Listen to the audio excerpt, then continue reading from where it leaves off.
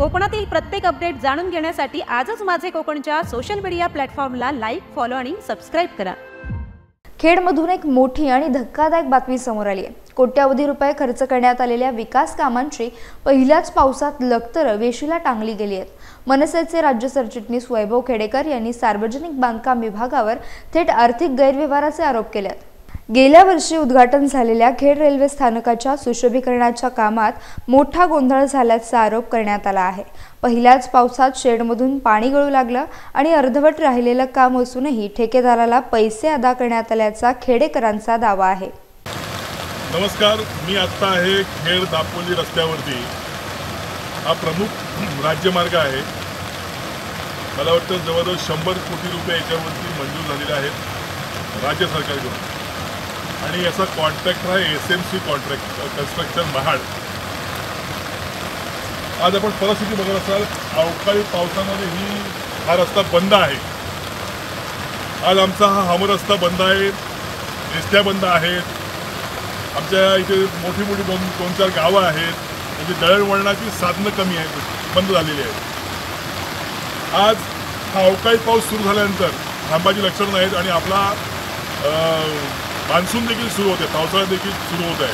त्यामुळे हा रस्ता मला वाटतं 6 महिने बंद होणार आहे। याला सर्वस्वी जबाबदार SMC कन्स्ट्रक्शन आणि इथले PWDचं जे खातं आहे, जठार मॅडम यांचा हलगर्जीपणा याला कारणीभूत आहे। या जठार मॅडमनी आमच्या कोकण रेल्वेचं स्टेशनाची वाट लावली, खेड दापोली रस्त्याची वाट लावली आणि ह्या इथल्या सगळ्याच विकास कामांची त्यांनी वाट लावलेली आहे।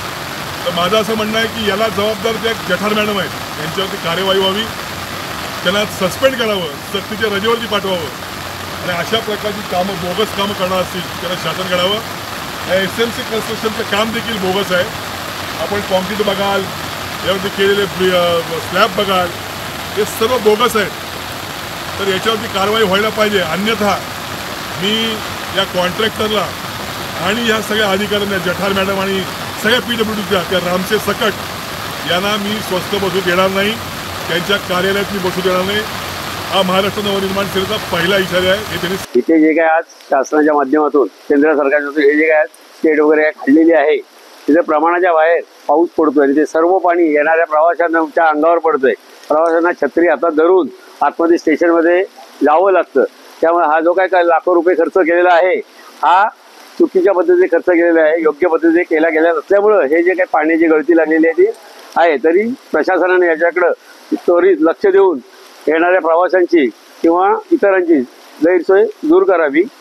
या प्रमाणाच्या बाहेरची धार लागलेली पाण्याची त्याच्यातून पावसाच्या अचानक प्रवाशांचा लोंढा येतो ट्रेन आल्यानंतर, काय परिस्थिती होते प्रवाशांच्या लोंढा आल्यानंतर अशी परिस्थिती होते की प्रवासी बाहेरनंतर जो तो अक्षरशः काही प्रवासी इथे घसरून पडतात पाण्याच्या गुळगुळीत असल्यामुळं। हा आम्हाला इथला अनुभव आहे आलेला। काय सगळं पाणी आतमध्ये होळी ठेवायला लागली का?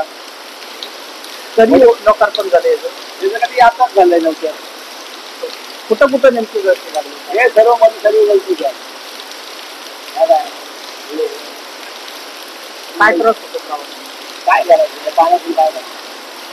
खेड दापोली रस्त्याच्या रुंदीकरणासाठी 100 कोटीहून अधिक निधी मंजूर झाला होता। मात्र हे काम देखील पहिल्याच पावसात धोक्यात आलं।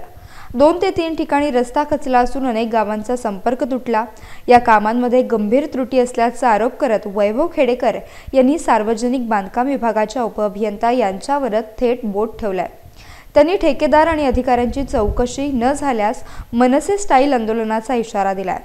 या संपूर्ण प्रकरणावर सरकारने गांभीर्याने लक्ष देण्याची गरज असून जनतेत प्रचंड नाराजी आहे।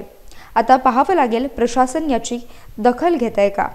खेडमधील ही स्थिती म्हणजे निधी मंजुरीनंतर कामाच्या गुणवत्तेकडे किती दुर्लक्ष होतं याचं जिवंत उदाहरण आहे। हे केवळ खेडसाठीच नव्हे तर राज्यभरातील इतर विकास कामांसाठी देखील एक इशारा आहे। या प्रकरणात नेमकी कारवाई होते का हे पाहणं आता महत्त्वाचं ठरणार आहे। ब्युरो रिपोर्ट, माझे कोकण।